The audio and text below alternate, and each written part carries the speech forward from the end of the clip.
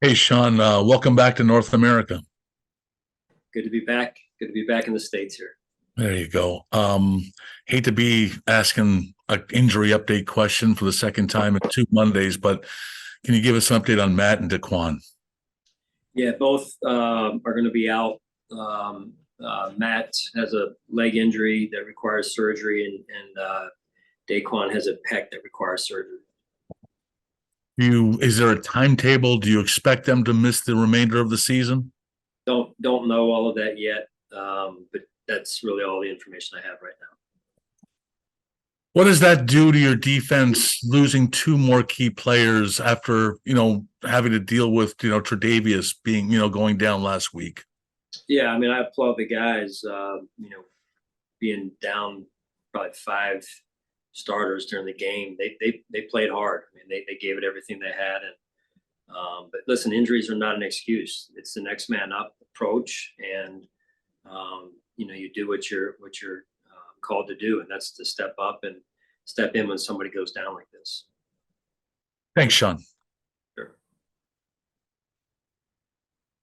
Yeah, hey, Sean, Alex Brasky, Batavia Daily News. I know you mentioned AJ's confidence a few times as something that's led to his increased performance this year. Is there anything else that you've noticed from him? And just could you speak on his ability to step up in a moment where you needed him most yesterday? Yeah, I mean, I thought that was a big momentum shift for us in the way that he was just really, the whole front was playing very intense, and again, we were down some numbers there. Vaughn was on the pitch count, and so those guys really, their rep count was extremely high for defensive linemen in particular. A few of them, and AJ being one of them, gave it all he had and made some huge plays. And I really believe it comes down to his confidence and the preparation this year that he's putting in. His process during the week is getting him in position to have that success on game day. Now, the running game has really taken a step forward seemingly this year. Wasn't the case yesterday. James Cook, negative yardage. Now that you've had a chance to watch the tape, what do you feel led to some struggles in the running game against the Jaguars? Well, you've got to be able to control the line of scrimmage early in the football game, and I think establishing that line of scrimmage, we had that first run, the first play of the game, which we got 5 yards on, but after that, it was tough sledding, and so we've got to go back and look at that, and it's something we've got to do a better job of moving forward for sure. All right, thanks. Hi, Sean. You said that Vaughn was on a pitch count, and I know he had 20 snaps. I'm assuming that's what the pitch count was. Was that a hard number going into the game? Was it something that you took a look at as the game was going because you were losing players? How did that work? Well, we wanted to make sure that we didn't have a setback in Vaughn's situation. We didn't want to do that for sure. That was number one. And then, he was right at that 20 number, give or take. And so Coach Eric Washington shut him down. And then he had a chance to watch and help coach on the sideline and lead from the sideline at that point the rest of the game. And going into this week, how do you think Vaughn came out of this game, then how you'll proceed with him going forward? Right. I mentioned this last week, Sal, getting one's first practice underneath his belt last week was important. And then now his first game. And so from here, he'll just continue to build week to week. And then do you have any update on the guys who did miss? Christian Benford, Greg Rousseau, and Shaq Lawson are the guys specifically I'm referring to. Yeah, they are all improving. They'll all be day to day. So we'll see how it goes here. Thanks, Coach. Hey, Sean. I was curious. Yesterday in the game, you put Dorian Williams in after Matt Milano went out. You went to Tyrel Dodson after that. You talked a little bit about it after the game, but what went into the change? And then after you got a chance to look at both of them on tape, what did you make of their performances? Right. We just felt like Dorian being in there, he was struggling a little bit with some of the tackling. So we felt like at the time, hey, let's give T-Dot a chance in there and try and calm it down a little bit. T-Dot being the more experienced player, obviously, in this situation. I thought T-Dot came in and did some good things, and then like Dorian had some challenges as well. And so at the end of the day, they're both good football players for us, and we'll both be called on in the future to help us out here. Thanks, Sean. Sure. Coach Mookie Arkins, Waffle Sports Radio. Welcome back. And Mookie, how you doing? I'm good, Coach. I'm good. I'm glad to, be back on U.S. soil for you guys. I know it was quite the trip for you, but nevertheless, I mean, it is what it is. Not enough balance yesterday. How do you guys get back to being more balanced, Coach? Are you talking run pass? Yes, sir. Yeah. Well, it's something you try and shoot for every week. You're not always going to get it. I mean, sometimes you stick with what's working. In this case, we really didn't find our rhythm offensively until midway through or just at the top of the fourth quarter there. So something we've got to establish earlier, getting into a rhythm offensively, whether it be via the run or the pass. Absolutely, Coach. And on the flip side of that, I mean, you was dialing it up yesterday. Definitely dialing it up. But to get that balance on the defensive side as far as run and pressure, where do you feel that you could have did more in certain areas? Well, you're always looking back at things and saying, "Hey, I wish I had that call back," or what have you. At the end of the day, we're going to do what we feel like it's necessary, what it takes to win the game. And Lawrence was a guy who had struggled going into the game with pressure and different types of coverage, and we threw different looks at him and things. And I thought through the better part of three and a half quarters there, we had him at 11 points, and then I think we just wore it down after that. We didn't do a good enough job. I didn't do a good enough job putting the guys in position, and we missed some tackles and some plays that were there to be made. But those are things we'll learn from and use going forward here. One more, Coach, if I may. Depth at linebacker, I know you got guys from within that definitely can get the job done, but would you look outside in free agency to some linebackers like Rashad Evans, Anthony Barr, those type of guys? Yeah, we'll start inside first, and then if need be, we'll go outside, but we'll start inside first. That's how we always go. Yes, sir. See you at practice, Coach. Sean, it's Kim Jones. I'm thrilled to say hello to you again. How are you? I'm doing good, Kim. How are you today? I'm great. Thank you. Nice to see you. Thank you. Just wondering about your defensive front, and I understand how injuries change things, obviously for teams, but it certainly seemed like that front that you started the season with and perhaps even have most of now is really formidable and the kind of front maybe that you'd been looking for a number of years. If I'm wrong on that, I want you to correct me, but that from a distance is how that seems. Last season, we were, I think, playing at a pretty high level, Vaughn going down. We had some other injuries that contributed to some things.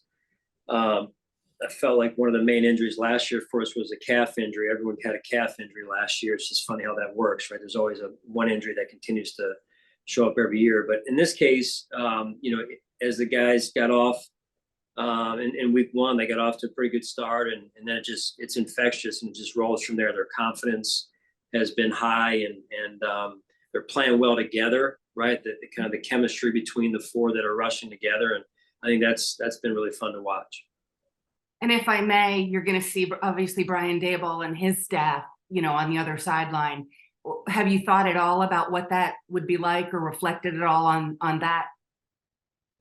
From going against Coach Daboll. Yeah. I'm happy for Brian. I mean, he seems extremely happy. He's earned that head coaching opportunity, did a fabulous job in year one, and a lot of their staff over there who were with us, and Brian took over there, as well as Joe Shane, who does an amazing job as a general manager. Real sharp personnel guys. So they're in good hands, and it'll be a big test for us here. My best to your family, Sean. Thank you. Thank you. Likewise, Kim. Hey, Sean, this is Mark Canizaro from the New York Post. I appreciate you doing this, including us. With regard to Dave's, obviously you guys are going through your own adversity issues with injuries and whatnot. He's had some issues here in New York. I'm curious, as well as you know him, how you feel he will handle or handles this adversity. And just as a follow-up, when things are going sideways, as they have been here, how difficult as a coach is it to stick to the plan and make sure that your locker room, sticks to that and believes in it, if that makes any sense? No, yeah. I mean, Coach Daboll, he's been around the league a long time. He's worked in, multiple places at the college and pro level. And I'm sure he's going to do a phenomenal job of leading that group through it. We all go through injuries. We've had our fair share. As you mentioned, I'm sure he's had his fair share, and listen, it's part of the league, right? Part of the journey of the season, and you got to find a way through it. Thanks, Sean. Sure.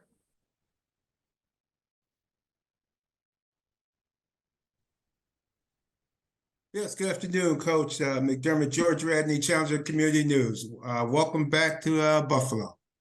Thanks, George. Good to see you, buddy. Yes, indeed. You too. Two questions for you. One, on the pass interference, not pass interference, but was called unnecessary roughness on Jordan Poyer on that third down when you had Jacksonville pinned in their own and within their own goal line there. And even when you saw it live, you could see that the receiver initiated the contact with the defender, in this case being Jordan Poyer, and Poyer had his shoulder. It was no helmet to helmet contact whatsoever on the play, and yet they still called unnecessary roughness. Are they able to review those type of situational calls? Yeah, I mean, those are tough. I mean, sometimes, they're bang plays, George, and it's the optics of it, I guess, what it looks like and versus what it is, or sometimes two different things. And I understand always wanting to protect the head and neck area. That's certainly important. In this case, I felt like it was in a little bit of Jordan almost protecting himself because the player was about to come into his legs right there. So he had to brace. So anyway, I mean, listen, that was definitely a momentum shift in the game. We were going to have them backed up there, punting out of their own end zone. So that's the way to go. That's the way the cookie crumbles, as they say. So, but regardless of what happens, you got to reset and get yourself back ready for the next play. Yeah, it wasn't the ball tipped on that play too, where it would have made it no harm, no foul? Well, Micah tipped it. I believe Micah tipped it. He was the underneath defender, I believe, if I'm correct on that, and Jordan was in the post. So, yeah. Well, I thought that automatically negates any type of contact unless it was something really, malicious or something. Well, I think that's what they had in mind when they ruled the way they did. Ah, okay. And last question, on the surface, was there any concerns with that surface? Because on TV, it looked really sticky. It looked like a lot of your guys' shoes were sticking to the turf. There wasn't really a fluid motion. Was there any concerns during pregame or walkthroughs on there? Yeah, I mean, anytime you have injuries, you're always, hate to see injuries happen. But at the end of the day, we're not making excuses. It's they had to play on the same surface we did. So at the end of the day, we move forward from here. All right, Coach. Thank you for your time. Good luck this coming Sunday. Yeah, thank you, George. Hey, Sean, AJ Feldman here in Rochester. Thanks for taking the time. With Matt Milano out of the lineup, whether it's Tyrel or Dorian, you're kind of missing that veteran presence in the linebacker. Not a whole lot of starts on the inside. Do you ever see that changing any way that you call your defense to maybe simplify for them, or do you just kind of plug and play and move forward from there? Well, I mean, I think you always have to be sensitive to the players that you have out there in terms of knowing who you have out there, what they do best, and what can equip them best to play at their best, right? So I think that's part of putting them in the position that you try and do every week via the game plan and then how you call it. So you need to be aware of it. Very confident in all those players that you mentioned, their names, and we'll just see how the week unfolds here. And what kind of maybe additional responsibility does this put on Tyrel, working with a different linebacker in the middle there, and how much confidence do you have him going forward in doing that? Well, he's a young player himself, so he's going to have the added challenge now of building that rapport that he once was starting to build with Matt, and now he'll need to build it with the other two guys here in a quick fashion here. So very confident in him and his ability to do that, as well as their ability to work alongside of TB. All right. Thanks for your time, Coach. Sure. Hello, Coach. I was just wondering, Coach Peterson said that he'd like to see every team should spend back-to-back weekends in London. Is that something that you would consider? Well, as I said after the game, we have to evaluate everything. Not just what went on the field, but off the field in terms of our overall plan and the research that we did to put us in that position. I think the one thing that is not out there to even to research is when one team goes over 12 days ahead and the other team comes over, following that. So we didn't have much data on that to my knowledge. And I've got that secondhand information through the people who did the research for us here. So listen, at the end of the day, they outplayed us, they outcoached us. We didn't do enough to win, and that's the bottom line. We move forward from here and learn from it. So there wouldn't be anything that you would do differently. Say you'd played a team that arrived on the Friday like you did. Well, again, we would start over again with our process and the research that we would do again, just to make sure that we're doing the right thing. And I know Baltimore's over there, or going over there now, I believe, and I think Tennessee's coming later, if I'm not mistaken. So I think, again, the more people do this, where there's a team playing and staying, I think there'll be more data available, right, to study it and see what works best. And so from what I've been told, in order to really acclimate, you've got to get out there 12 plus days ahead of time. And of course we had to play a game the week before, so we weren't able to do that. So, but again, we've moved on. Congrats to the Jaguars. We're looking at the Giants. Thank you. Yeah, hey coach, just one more if I could. Josh has been one of the most efficient quarterbacks. Stefan is flourished. Gabe Davis catching touchdowns. Is there any pressing need to get any of these other weapons involved? Some of the guys you picked up through free agency, along with the rookie Kincaid. I would say yes to all.